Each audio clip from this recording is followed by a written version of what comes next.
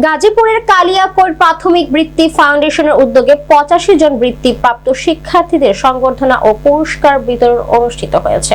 শুক্রবার সকালে উপজেলার চান্দ্র আইডিয়াল স্কুলে এই সংবর্ধনা ও পুরস্কার বিতরণ অনুষ্ঠিত হয়। সভাপতিত্ব করেন চান্দ্র আইডিয়াল স্কুলের প্রতিষ্ঠাতা বায়েজিদ হোসেন। প্রধান অতিথি হিসেবে উপস্থিত ছিলেন কেন্দ্রীয় বিএনপির নির্বাহী সদস্য ও কালিয়াকৈর পৌরসভার সাবেক মেয়র মুজিবুর রহমান। অতিথি হিসেবেও ছিলেন আলহাজ প্রফেসর আজিজুল হক, প্রফেসর শাহজাহান আলী, কালামপুর আইডিয়াল স্কুলের প্রতিষ্ঠাতা সেলিম আশরাফ সহ উপজেলার বৃত্তিপ্রাপ্ত বিদ্যালয় শিক্ষক শিক্ষার্থীরা উপস্থিত ছিলেন।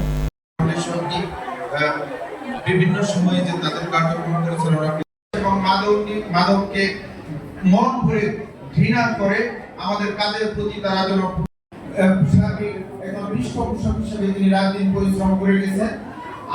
আমাদের আজকে কালিয়াকৈর পৌরসভায় অনেক শিক্ষা প্রতিষ্ঠান গড়ে উঠেছে এবং আমি ফলশ্রুতি হিসেবে আপনারা দেখেছি বারবার তিনি কালিয়াকৈর পৌরসভার মেয়র হিসেবে নির্বাচিত হয়েছে। তাদেরকে সবাইকে অভিনন্দন জানাচ্ছি এবং যারা পায় নাই